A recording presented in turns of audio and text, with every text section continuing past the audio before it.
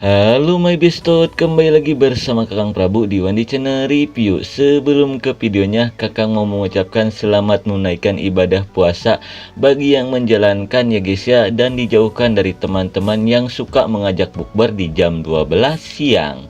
Di video kali ini akan Kakang bawakan alur cerita film yang berjudul Scream 1996 yang pastinya kalian udah pada tahu dan udah pada nonton ya guys ya. Oke lah, daripada panjang lebar menjelaskan, mending kalian saksikan saja alur ceritanya. Tapi jika kalian suka dengan video ini, silahkan hidupkan tombol subscribe-nya dan aktifkan lonceng notifikasinya agar tidak ketinggalan video terbaru dari channel ini. Di awal film kita diperlihatkan seorang bondon bernama Casey yang mendapatkan telepon dari orang misterius. Namun dirasa orang itu salah sambung, si Casey pun langsung menutupnya.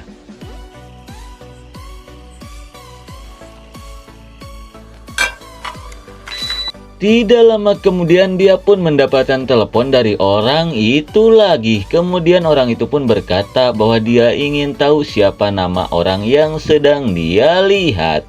Mendengar hal itu, jelas saja si Casey pun langsung ketakutan dan mengunci semua pintu rumahnya lalu menutup telepon dari orang itu.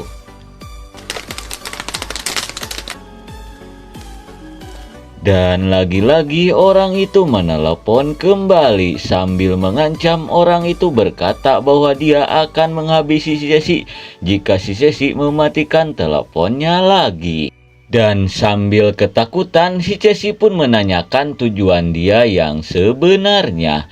Kemudian orang itu pun berkata bahwa dia ingin sedikit bermain dengan si Casey dan menyuruh si Casey untuk mengecek ke belakang rumahnya karena dia ingin menunjukkan sesuatu.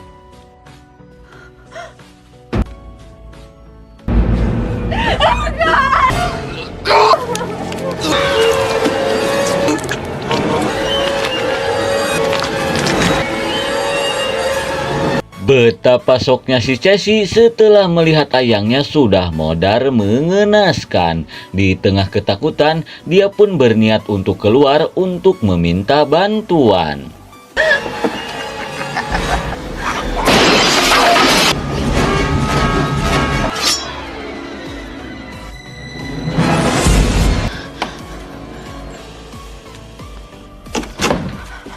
Sesampainya di luar, si Casey pun melihat mobil orang tuanya yang baru saja pulang. Kemudian dia pun berniat untuk menghampirinya.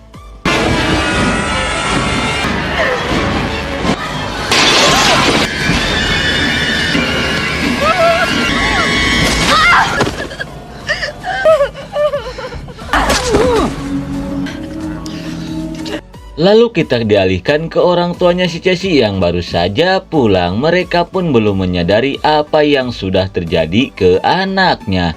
Sementara itu si Casey yang sudah ripuh pun tidak kuat untuk meminta bantuan ke orang tuanya itu.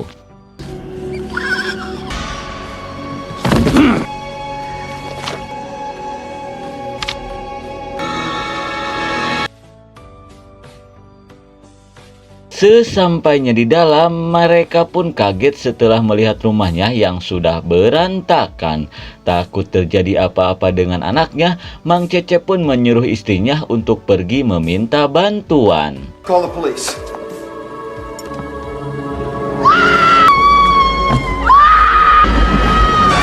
Betapa syoknya mereka setelah melihat si Casey sudah modar ngegantung bakalah main judol.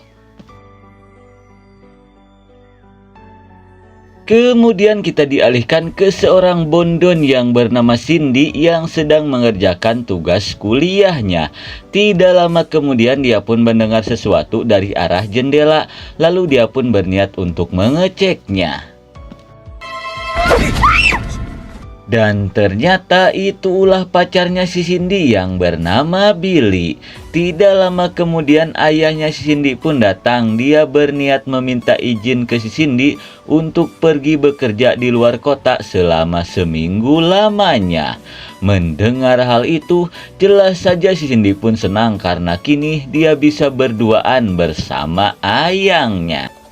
Setelah ayahnya pergi, si Cindy pun menanyakan tujuan si Billy datang ke rumahnya. Kemudian si Billy pun menjelaskan bahwa dia sangat merindukan belayan dari ayangnya itu. Mendengar hal itu, jelas saja si Cindy pun sangat senang dan hasrat adu jigong pun kembali muncul.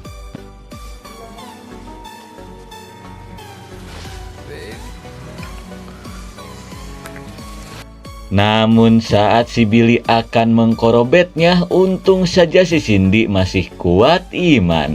Kemudian si Cindy pun menyuruh si Billy untuk pulang saja. Dan sebagai gantinya, dia pun diberikan pap boba langsung. Setelah melihat 2 boba ayangnya, si Billy pun bergegas untuk pulang. Kemudian kita pun diperlihatkan ke sekolahannya si Sydney yang sangat ramai sekali para wartawan dan tim kepolisian akibat kasus pembunuhannya si Casey.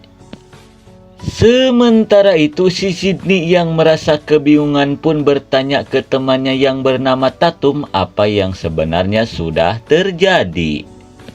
Kemudian si Tatum pun menceritakan bahwa si Casey dan pacarnya sudah modar dihabisi oleh psikopat bertopeng di rumahnya sendiri.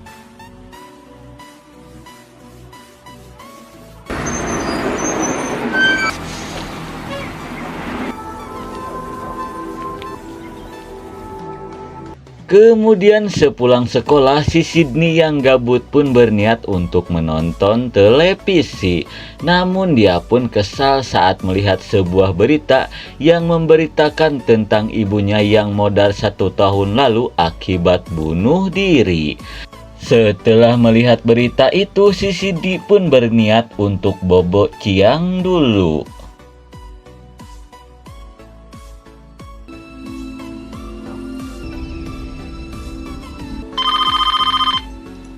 Singkat waktu di malam harinya, si Sydney pun terbangunkan oleh telepon dari seseorang yang meminta si Sydney untuk pergi ke depan rumahnya karena dia sedang menunggunya di sana.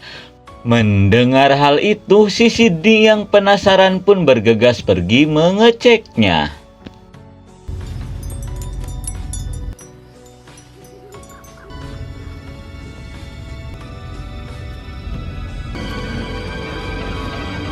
Namun tidak ada orang di luaran sana. Dirasa ini prank dari teman-temannya, si Sydney pun berniat untuk masuk.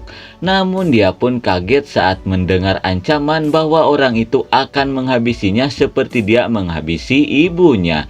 Jelas saja si Sydney yang ketakutan pun bergegas untuk masuk.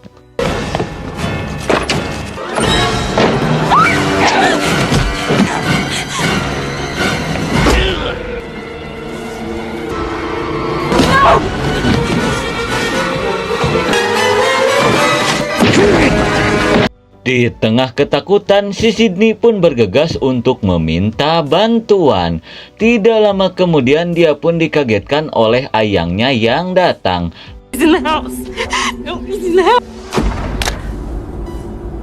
Namun si Sydney pun kaget setelah melihat sebuah handphone jadul yang jatuh dari sakunya si Billy. Dirasa si Billy lah psikopat itu, si Cindy yang ketakutan pun bergegas untuk kabur. Dan untungnya para polisi pun keburu datang dan langsung menangkap si Billy. Hingga akhirnya si Sydney pun berhasil diselamatkan. Sesampainya di kantor polisi, si Billy pun menjelaskan bahwa bukan dialah psikopat itu. Dia pun meminta ke si sheriff untuk membebaskannya. Namun karena data belum cukup, dengan terpaksa si Billy pun harus ditahan terlebih dahulu. Sementara itu si Sydney yang masih termak pun diajak pulang oleh si Tatum ke rumahnya.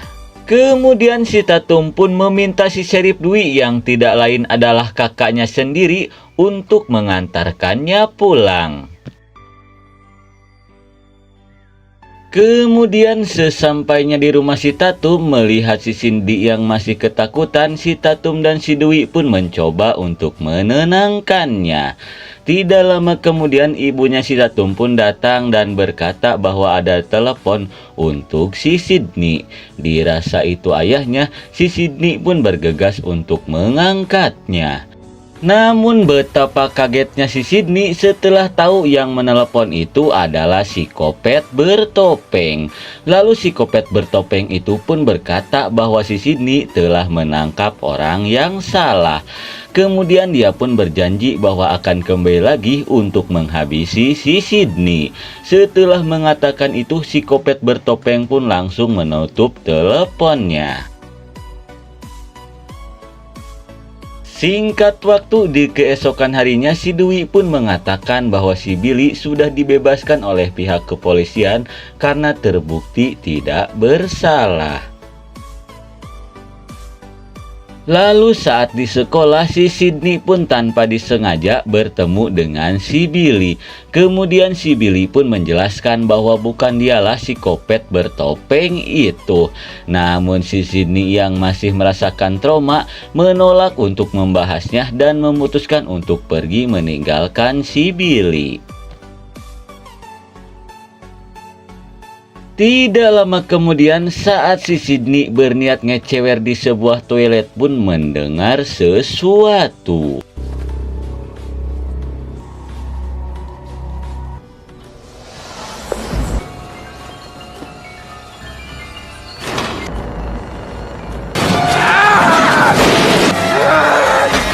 Untung saja si Sydney berhasil lolos dari si Kopet bertopeng itu lagi.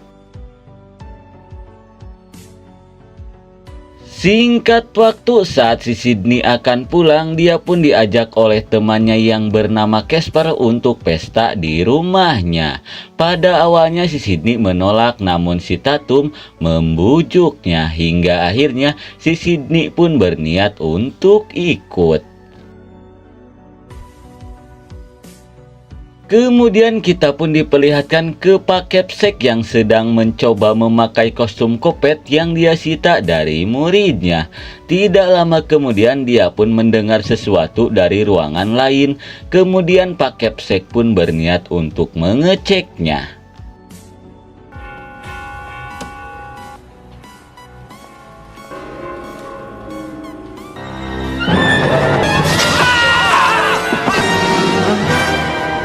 Naas sekali, Pak Capsek pun harus pergi ke alam baka setelah dicucuk oleh si Kopet bertopeng.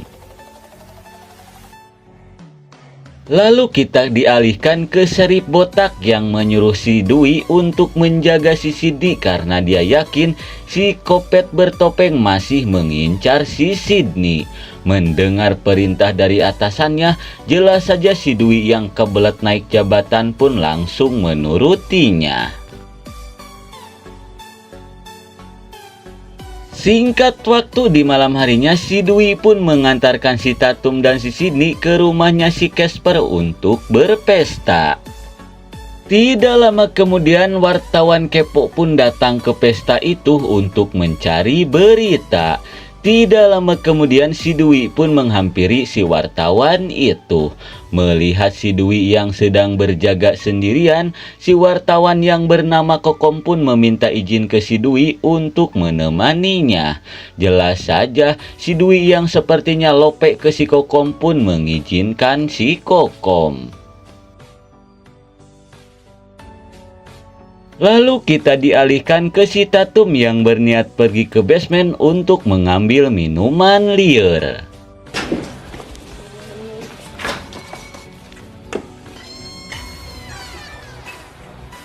Setelah mengambil beberapa botol, dia pun berniat untuk kembali. Dirasa pintu itu terkunci, si Tatum pun berniat keluar melewati pintu garasi. Melihat si Kopet bertopeng, si Tatum pun tidak merasa takut karena dia menganggap itu temannya yang berkostum si Kopet seperti yang ada di film-film. Namun tiba-tiba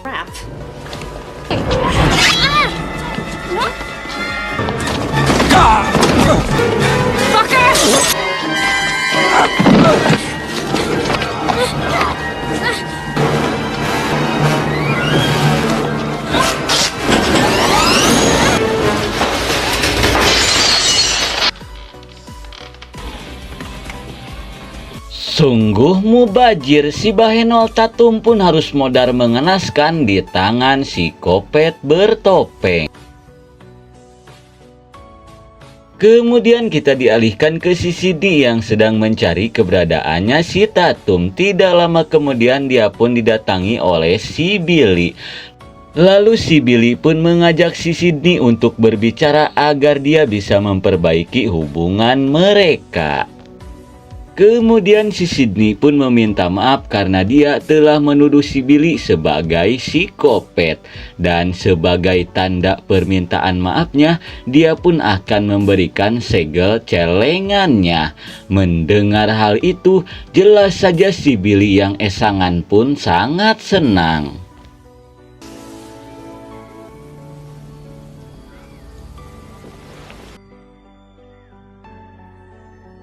Lalu kita dialihkan ke teman-temannya si Sydney yang sedang asik menonton film Psikopat.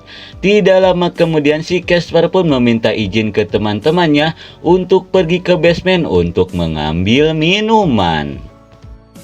Kembali ke si Dwi yang mengajak si Kokom untuk pergi memeriksa mobil yang ada di tengah hutan.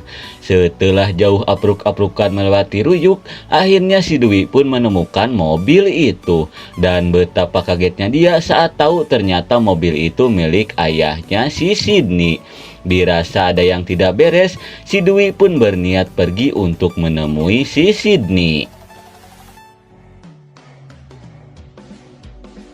Kemudian kita dialihkan lagi ke si Cindy yang baru saja selesai mengaduk. Mereka pun berniat pergi keluar untuk menemui teman-temannya.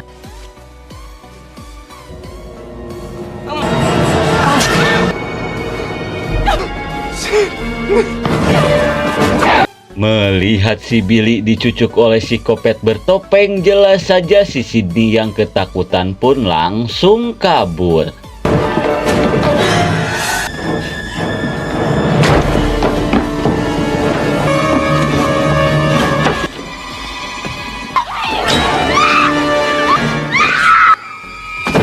Dan lagi-lagi si Sydney berhasil lolos dari si Kopet bertopeng itu. Namun dia pun sangat shock setelah melihat bestinya sudah modar mengenaskan. Di tengah ketakutan, si Sydney pun bergegas pergi untuk meminta bantuan. Tidak lama kemudian si Sydney pun berniat meminta bantuan ke si Kenny. Lalu si Kenny pun berniat untuk mengeceknya. Namun tiba-tiba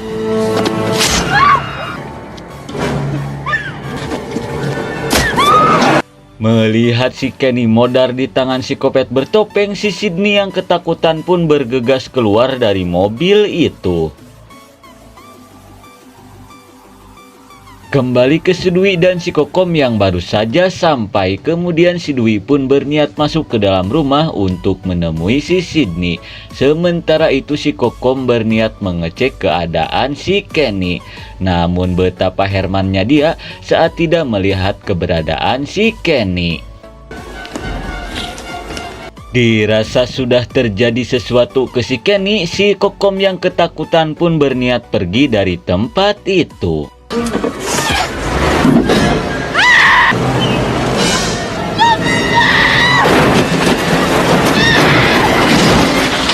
Akibat ada si Sydney di tengah jalan, mobil si Kokom pun harus nyukruk dan menabrak pohon petai. Melihat si Kokom yang nyukruk, si Sydney pun bergegas pergi untuk mencari keberadaan si Dwi.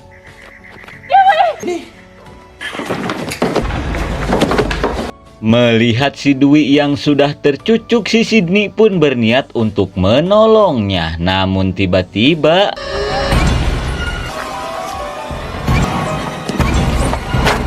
melihat si Kopet bertopeng yang muncul, si Sydney pun berniat pergi menggunakan mobilnya si Dwi. Namun sueknya kunci mobil itu sudah di tangan si Kopet bertopeng.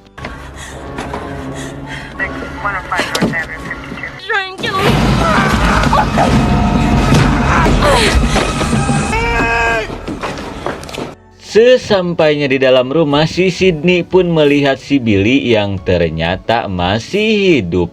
Kemudian dia pun berniat untuk menolongnya. Lalu si Billy pun meminta pistol yang si Sydney pegang karena dia berniat untuk melawannya. Namun ternyata itu adalah si Randy yang berniat untuk menjelaskan sesuatu. Namun belum juga menjelaskan, si Billy sudah menembak si Randy terlebih dahulu. Melihat hal itu, jelas saja si Sydney pun menanyakan ke si Billy kenapa dia menembak si Sandy seperti itu. Dan ternyata si kopet bertopeng yang selalu meneror si Sydney itu adalah si Billy dan si Casper. Kemudian si Billy pun menjelaskan bahwa dia jugalah yang telah menghabisi ibunya. Mendengar hal itu, jelas saja si Sydney pun sangat shock, apalagi dia sudah memberikan segel celengannya ke si Billy. Lalu si Sydney pun menanyakan alasan mereka yang menjadi si kopet. Kemudian si Billy pun menjelaskan ini disebabkan oleh ibunya si Sydney yang berselingkuh dengan ayahnya. Hingga akhirnya ibunya pergi meninggalkan dirinya.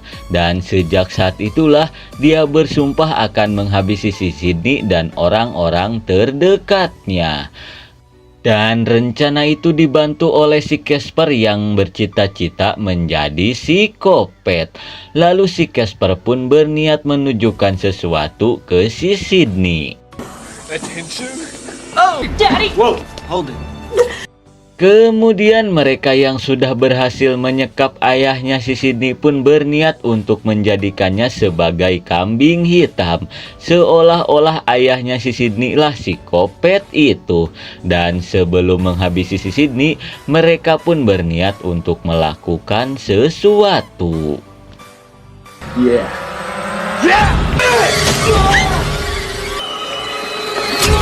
Sungguh gelo, agar kekopetannya tidak terendus polisi, mereka pun dengan sengaja melukai dirinya sendiri. Seolah-olah merekalah yang menjadi korban si kopet itu. Setelah melakukan itu, si Billy pun menyuruh si Casper untuk menembak si Sydney. Namun si Casper pun merasa bingung karena pistol yang dia simpan tiba-tiba menghilang. Dan ternyata pistol itu keburu diambil oleh si Kokom. Kemudian si Kokom pun berniat untuk menghabisi si Billy dan si Casper. Setelah berhasil membuat si Kokom pingsan, si Billy pun berniat untuk menghabisinya. Namun aksinya itu harus terhenti saat si Casper memberitahukannya bahwa si Sydney berhasil kabur. Mendengar hal itu, si Billy yang kesal pun bergegas untuk mencari keberadaan si Sydney.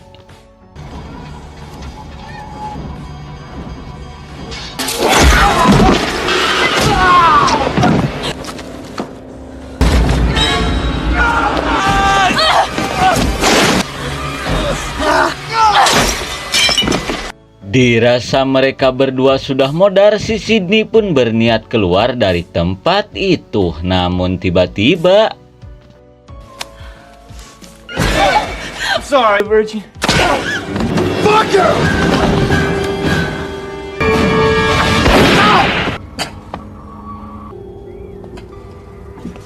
Tepat pada waktunya, di saat si Billy kopet akan menghabisi si Sydney, untung saja si Kokom datang dan langsung menembaknya.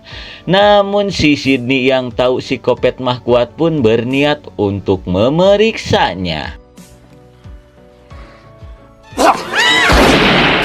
Setelah benar-benar menghabisi si Billy, si Sydney pun bergegas untuk menyelamatkan ayahnya. Dan film pun sudah berakhir. Oke lah, mungkin segitu saja alur cerita film dari Scream 1996. Maaf jika ada salah kata. Terima kasih yang sudah menonton. See you next and bye-bye.